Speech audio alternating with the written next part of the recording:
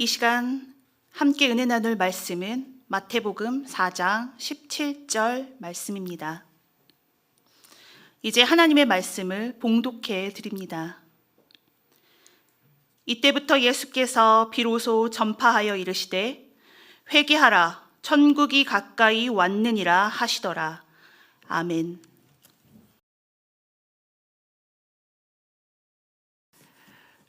혼자 가정에서 예배 드리세요? 아니면 가족들과 함께 예배 드리십니까? 우리 스스로에게 혹은 우리 사랑하는 가족들을 향해 이렇게 고백하도록 하겠습니다. 사랑합니다. 사랑합니다. 사랑합니다. 하나님께서 우리들에게 주시는 귀한 은혜를 체험하는 예배가 되길 원합니다. 우리가 처해 있는 상황을 생각해 보면 참 아쉽다, 여전히 힘든 인생 여정이다 라는 생각이 드는 요즘이기도 합니다. 이게 언제쯤이면 코로나19 감염증 사태가 해소가 되는 것일까? 살아가는 삶의 무게가 여실하게 느껴지는 요즘이다, 이런 생각이 들어서 한 해를 마무리하는 연말인 요즘이 즐겁지 않다라는 생각을 하기도 합니다. 삶의 가기에도 또 직장, 생업도 흔들릴 때가 많고 개인적으로도 정서적으로 어려울 때가 많은 요즘이다 보니까 힘든 삶의 연속이라는 아쉬움과 때로 실망이 있으실 텐데요. 그럼에도 불구하고 이 예배 드리는 이 시간, 하나님께서 우리들에게 주시는 평강이 여러분들에게 가득하시기를 빕니다. 우리는 지난 한 해 말씀이 분깃이 되어 라는 주제로 열심히 우리들의 신앙을 점검하며 하나님의 말씀에 가까워지려고 노력해 왔더랬습니다. 이제 한 해를 마무리하는 마지막 2주에 하나님 말씀을 들여다보면서 말씀을 분깃으로 삼는다는 의미가 무엇일까? 그것이 가진 핵심 논제가 무엇일까? 그것을 같이 한번 생각해 보시면서 이 한 해를 잘 마무리하실 수 있으시면 참 좋겠습니다. 오늘 설교의 주제는 아드 폰테스입니다. 아실 수도 있는데요. 이 말의 뜻은 back to the origin, back to the basic. 다시 근원으로 돌아갑시다. 혹은 다시 기본을 찾읍시다 라는 말입니다. 근데 이 말은 르네상스 시대의 구호입니다. 르네상스라고 하는 것은 그 말의 뜻은 리바이벌, 그래서 다시 회복해야 됩니다.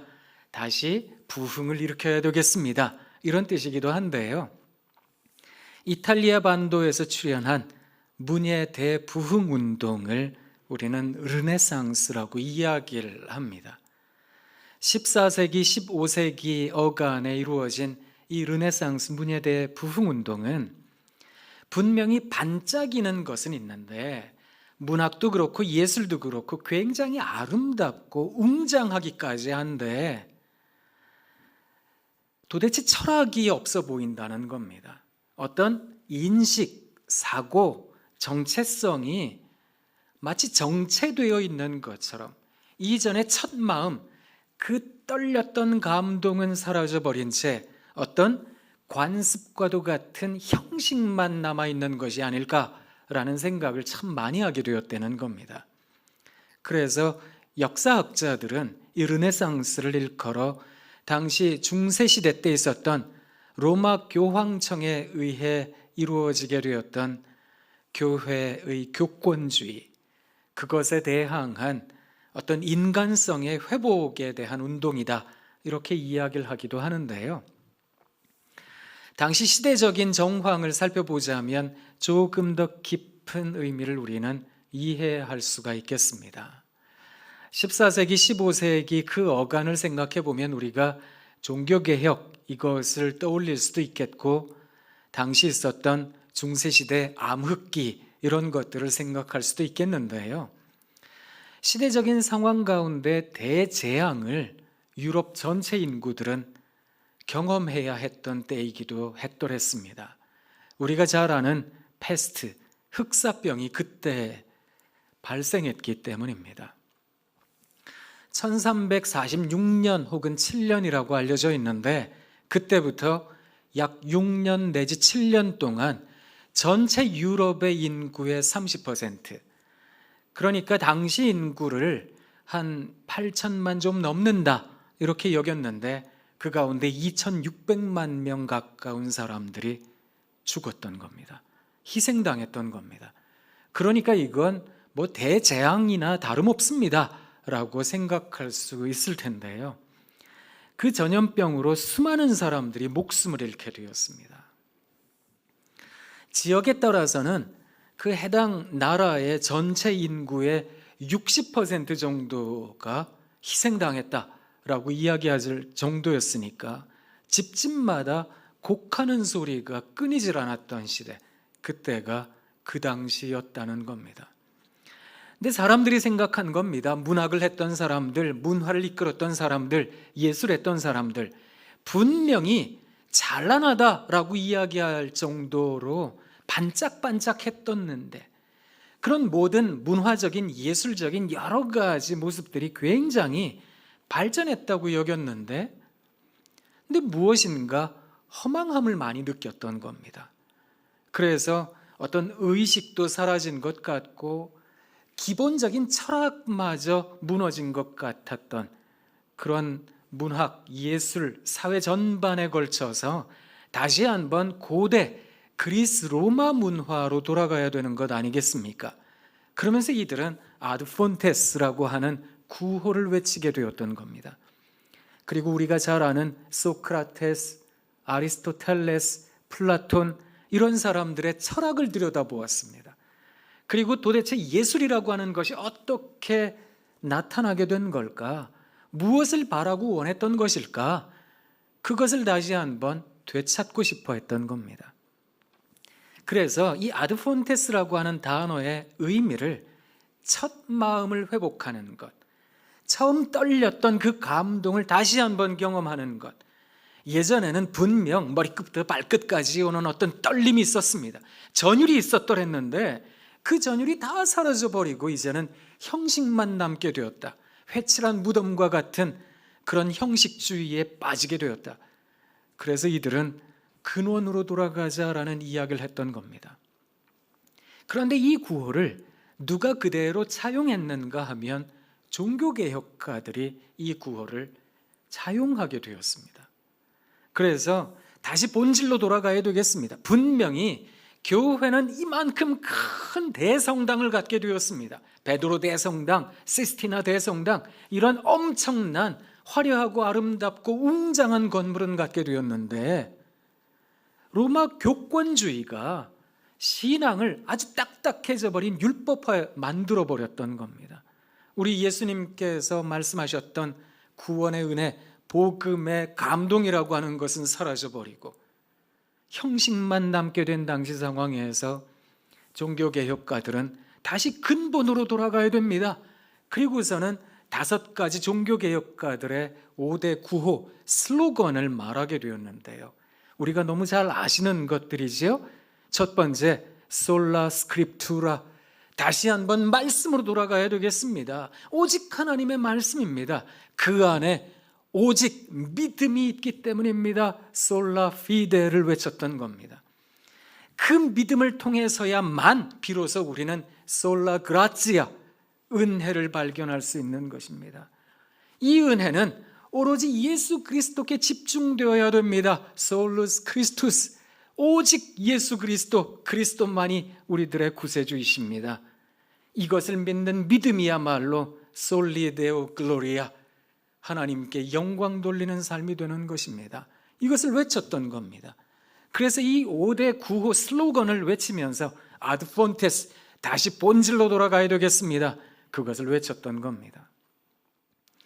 사실 역사를 생각해 보면 역사의 큰 수레바퀴는 늘 돌고 돈다, 이런 생각을 할 때가 참 많이 있는데요. 인생을 들여다보아도 어쩌면 사람이 감동을 가지잖아요. 그렇지만 시간이 지나면 평범해야 합니다. 평범한 것도 시간이 지나면 지겨워들 하잖아요.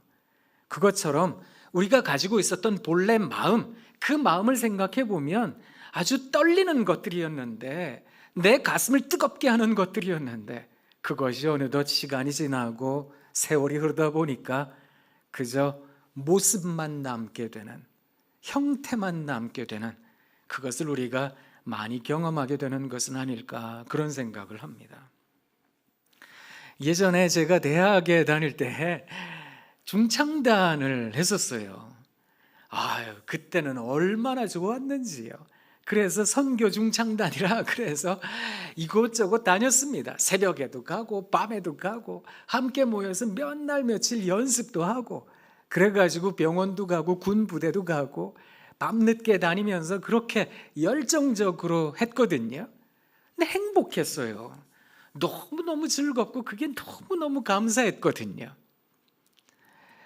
시간이 많이 지나서 거의 20, 30년 시간이 지나서 고향교회를 갔는데 세상에 그 중창단이 그대로 있는 거예요. 후배들한테 얼마나 감사했는지요. 야, 참 고맙다, 이런 생각이 들었는데, 이 후배들을 보면서 제가 약간 조금 이렇게 깎아내리는 것 같아서 죄송하긴 하지만 마음 한켠이 조금 불편하기도 했더랬습니다. 가만히 보니까 이걸 짐으로 생각하는 것 같더라고요.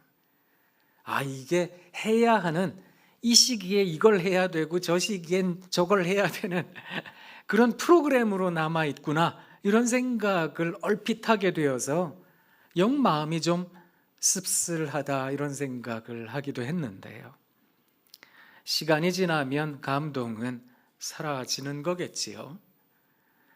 예전에 군사 독재 시절 그걸 저항한다 이래가지고 의식화, 책도 읽고 막 이러면서 민주화 운동하면서 그 컴퓨터 386, 그 컴퓨터가 나왔던 그때를 빗대서 386 세대, 그런 얘기를 했는데 586이잖아요. 누워 침 뱉는 얘기이기도 합니다만 20대 청년들이 이 586 세대, 한때 개혁의 주체였던 세대를 일컬어 라떼라고 합니다. 꼰대가 되어버렸습니다. 개혁의 대상이 되어버렸다, 이런 생각을 하면 좀 마음이 안타깝다, 이런 생각이 들기도 하는데요. 한국교회도 그렇거든요. 한국교회가 이 땅에 들어와서 교육계, 의료계, 사회 문화 전반에 걸쳐서 큰 영향을 발휘를 했습니다. 근데 우리 교회를 생각해 보면, 현재 우리들의 모습을 생각해 보면 참 고개를 떨굴 수밖에 없다, 그런 생각이 들 때가 많아서 참 송구스럽습니다라는 마음이 들기도 하는데요.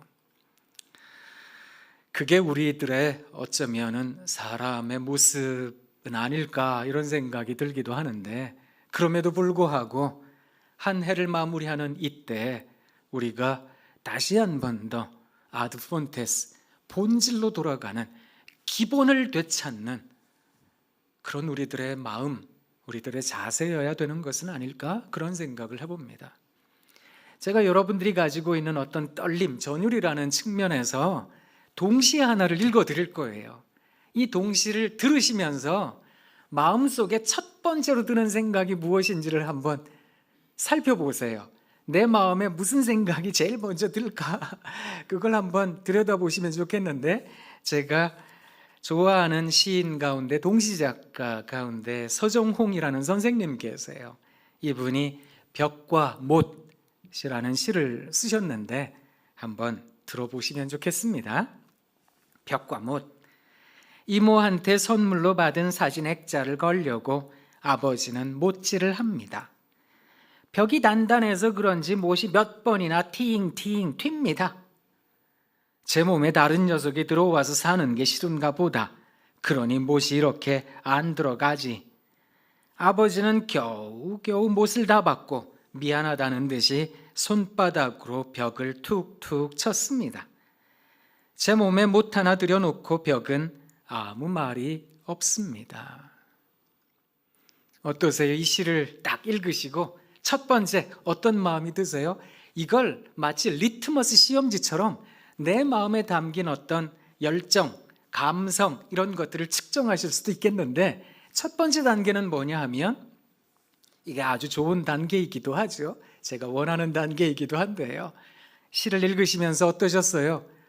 그렇구나. 내 마음이 벽과 같구나. 무엇 하나 들여놓을 수 없는 마음이 되어버렸구나. 그래서 모든 걸 다 팅팅 튀겨버리는 거로구나. 사람도 세상도 인생살이 여러 가지 새로운 지식, 정보도 이거 듣기 싫고 받기 싫어 애쓰는 모습 갖고 있구나. 혹시 그렇게 생각하셨어요? 그거 1단계입니다. 근데 두 번째 단계가 뭔지 아세요? 아이고 저 아버지는 못 하나도 제대로 못 박네. 저걸 갖고 자꾸 보시 저렇게 튕겨나가면 제대로 잘 받고 했었어야지. 이게 현실주의 인식이거든요. 이게 눈에 보이는 대로 들리시는 겁니다. 들리는 대로 보시는 거기도 한 겁니다. 여기서 조금 더 나아가면 세 번째 단계가 있는데요. 이 세 번째 단계는 비판하고 비난하는 것입니다. 그래, 저 집은 그래도 집주인인가 봐. 그러니까 뭐 또 마음대로 막지. 나는 그럴 수도 없는 인생이네. 뭐 못 하나도 박을 수 없는 인생이니 내 집은 월세고 사골세고 전세고. 혹시 그렇게 들으셨어요? 세 번째 단계입니다. 네 번째 단계가 뭔지 아세요? 이제는 깊은 허무에 빠졌습니다. 근데 뭐요? 어쩌라고요? 근데 뭔데요? 뭐 벽과 뭐라고요? 그게 뭔데요? 그냥 아예 관심이 없어져 버렸습니다. 어떠세요? 동시 하나를 놓고도 여러 가지 생각을 할 수 있는 거거든요.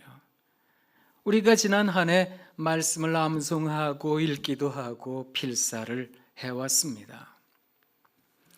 하나님의 말씀을 대해 놓고 내 마음속에 어떤 마음이 드는 것일까? 그 말씀이 나를 비추고 있는 것인가? 아니면 그 말씀은 나는 그냥 비평하고 있는 것인가? 혹은 내 삶의 현실에서 이런 말씀과 내 삶이 너무 괴리가 커서 하나님 말씀 믿기가 어렵습니다 하고 있는 것은 아닐까? 그냥 말씀이 있는데 뭐 어쩌라고요? 그러고 있는 것은 아닐까? 우리 스스로를 한번 싸늘해진 내 마음을 한번 들여다보며 오늘 우리들에게 주어진 하나님의 말씀 함께 봉독하며 그 말씀에 담긴 의미를 들여다보도록 하겠습니다. 우리가 4장 17절 말씀을 같이 한번 읽어보도록 하겠습니다. 이때부터 예수께서 비로소 전파하여 이르시되 회개하라 천국이 가까이 왔느니라 하시더라. 아멘. 생각해보면 하나님께서 구약의 선지자와 예언자들을 통해 약속하셨던 그 메시아를 기다린 시간만 해도 엄청난 시간이었거든요. 세상에. 그 시간을 기다렸는데 우리 주님 태어나셨잖아요. 베들레헴에서. 그 베들레헴에서 태어나신 그 예수님 장성할 때까지 또 기다려야 됐던 겁니다. 자그마치 30년을 말입니다. 어쩌면 하나님 눈 깜빡하시는 시간, 그게 인생에게는 꽤나 긴 시간이기도 할 테지만 그거 생각해 보면 살아있는 인생에게 내 남은 시간이 얼마 없는데 이런 생각이 들면 하나님의 역사하심이 빨리 이루어지면 좋겠습니다. 이런 마음 드는 거 당연한 거 아니겠습니까? 근데 하나님의 시간은 왜 이렇게 더디 오는 것인지 30년이라는 시간을 기다려야 했던 겁니다. 그리고 예수님께서 세례 요한에게 세례를 받으셨습니다. 광야로 성령에 의해 이끌린 바 된 예수님께서 시험도 당하셨습니다. 그리고 나셔서 이제 공적 생애를 살아가시는데 그 첫 번째로 하셨던 말씀이 오늘 본문에 있는 말씀입니다. 회개하라 천국이 가까웠느니라. 사랑하는 여러분, 우리가 회개라는 단어를 생각하면 뉘우치다, 그러니까 내가 가지고 있는 잘못을 반성하다, 무엇인가를 바로잡다, 이런 생각을 하기도 합니다. 그래서 회개라는 말을 먼저 떠올리면 무슨 생각을 먼저 하는가 하면 내가 가지고 있는 연약함, 잘못, 실수 이런 것들을 먼저 떠올립니다. 물론 그것도 맞습니다. 그런데 오늘 이 성경의 본문은 회개라는 단어에 대하여 예수님께서 조금 더 그 의미를 분명하게 말씀해 주고 계시다라는 것입니다. 회개하라. 그 회개라고 하는 것의 의미를 천국이 가까웠다라고 하는 것과 연결시키셨다는 겁니다. 회개라는 단어는 이 단어가 가지고 있는 문자적인 의미는 다시 생각하다, 다시 깨닫다 이런 말입니다. 무엇을 깨달아야 되는가, 무엇을 생각해야 되는가, 그것은 하나님의 나라가 임박했다, 하나님의 나라가 가까이 바로 내 옆에 있다, 이것을 인식하는 것, 그것을 다시 한번 생각하고 다시 한번 깨달으라, 그게 회개라고 하는 것임을 예수님께서 말씀해 주고 계시다라는 것입니다. 이건 뭐 어렵게 생각하실 필요가 없으세요. 우리들의 살아가는 매사에, 범사에, 내가 살아가는 한 걸음 한 걸음, 내딛는 걸음걸음마다 하나님의 나라가 가까이 있다. 이 하나님의 나라는 하나님께서 통치하는 세상입니다. 하나님께서 다스리는 세상, 그 세상이 가까이 있다라는 것을 기억하시려는 겁니다. 생각하시려는 겁니다. 우리가 즐겨 부르는 찬송 있잖아요. 해마다 연말이 되면 많이 부르는 찬송. 우리가 또 말씀 후에 부를 결단의 찬송. 지금까지 지내온 것 주의 크신 은혜라, 한이 없는 주의 사랑 어찌 이루 말하랴.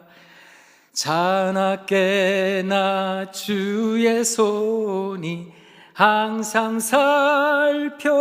살펴주시고 모든 일을 주 안에서 형통하게 하시네. 탁월한 센스십니다. 이 못난 실력을 커버해 주시려고 에코를 넣어주셔서 감사합니다. 그렇잖아요. 지금까지 지내온 것 주님의 은혜였습니다. 자나깨나 모든 것이 다 하나님의 은혜였습니다. 지금까지 다 만사용통한 거 하나님의 은혜였습니다. 이것을 고백한다는 거거든요. 회개라고 하는 것은 우리들의 살아가는 범사에 이것을 고백하는 겁니다. 그냥 나는 내 뜻대로 산 것 같고, 내가 생각하고 내가 계획하고 그저 내가 노력하고 내가 애써서 이룬 거라고 생각할지 모르겠지만, 우리가 회개하게 되면 깨닫게 됩니다. 아, 그렇구나. 하나님이 나에게 가까우셨던 거로구나. 하나님 나와 동행하셨던 거로구나. 하나님이 인도하셨던 거로구나. 이걸 알게 된다는 겁니다. 그렇다면 이 회개라고 하는 것을 이룰 수 있는 방법은 무엇일까요? 그것에 대해서 종교개혁가들은 한마디로 정의했던 겁니다. 신앙인에게 있어서 기본기는 하나님의 말씀으로 돌아가는 것입니다. 이 말씀을 읽는 사람들은 날마다 회개하게 되어 있습니다. 이렇게 봤던 겁니다. 그래서 우리가 한 해 동안 말씀을 분기수로 삼고 싶어 했습니다. 왜요? 말씀을 읽을 때마다 그렇구나, 하나님의 나라가 가깝구나, 우리 주님이 나에게 임박해 계시는 거로구나, 이것을 느끼니까. 그래서 내 삶의 모든 여정에서 우리 하나님을 인정하게 되는 겁니다. 하나님께서 살아계시니까 우리의 말에 또 행동에 여러 가지 모습을 하나하나 개선해 나갈 줄도 합니다. 내가 가지고 있었던 세상적인 욕구, 인간적인 생각, 이것들을 다시 한번 생각해서 다시 한번 깨달음으로 나를 인도해서 하나님의 나라, 그 시민의 합당한 삶이 되도록 노력하길 원하는 겁니다. 그게 신앙인에게 있어서는 기본기거든요. 그 기본기를 우리 주님께서 공적 생애를 시작하시는 첫 번째 말씀으로 들려주셨던 겁니다. 사랑하는 여러분, 회개해야 됩니다. 하나님의 나라가 가까이 있기 때문입니다. 하나님의 나라가 가까이 있다는 회개를 날마다 이루어야 됩니다. 이것을 말씀하셨던 겁니다. 우리가 지난 한 해 말씀이 분깃이 되어 주제를 갖고 살았는데요. 이걸 우리들의 신앙의 기본기로 삼고 또 다른 한 해 하나님 앞에서 살아낼 수 있길 원합니다. 조금 지금 현실이 어렵고 언제쯤 이게 해소가 될까 막막한 건 사실 있습니다만 그럼에도 불구하고 씩씩하게 지내시면 좋겠습니다. 당당하게 지내시면 좋겠습니다. 가족들과도 코로나 블루 이겨내기 위해서 열심히 서로를 보듬고 사랑하시면 참 좋겠습니다. 그렇게 우리 하나님의 나라를 우리들의 삶의 영역에 가까이 둘 줄 아는 우리들이 되길 원합니다. 그래서 우리 교회가 세움교회도 세우고요. 또 어렵고 힘든 분들을 돌아보는 마음으로 초대교회 성도들의 마음으로 십시일반 조금씩 돕기도 하고요. 이런 좋은 일들이 우리 가운데 가능한 것은 결국 우리가 말씀을 분깃으로 삼았기 때문이 아닐까 그런 생각을 합니다. 그런 정의 신앙 공동체 한 분 한 분이 자랑스럽습니다. 참 고맙습니다. 그렇게 한 해 잘 마무리하시고 내년도도 이 기본기 잊지 않고 하나님 말씀 분깃으로 삼는 우리 모두가 되길 원합니다. 기도하겠습니다. 하나님 참 고맙습니다. 그저 고맙습니다라는 말이 어색하지 않아야 될 텐데 그래도 고맙습니다라고 고백하는 우리들의 상황 속이 참 어렵고 힘들어 이 고백이 잘 나타나지는 않지만 그럼에도 불구하고 또 한 번 더 하나님 앞에 고맙습니다 할 수 있는 신앙 더하여 주시길 원합니다. 말씀을 분깃으로 삼습니다. 언제나 주님의 말씀 안에 나를 세우고 하나님께서 주시는 그 귀한 은혜와 말씀으로 내가 가진 삶의 여러 가지 욕심 내려놓고 다시 한 번 더 하나님 나라를 가까이 여길 줄 아는 우리 모두가 되게 하옵소서. 예수님 이름으로 기도합니다. 아멘.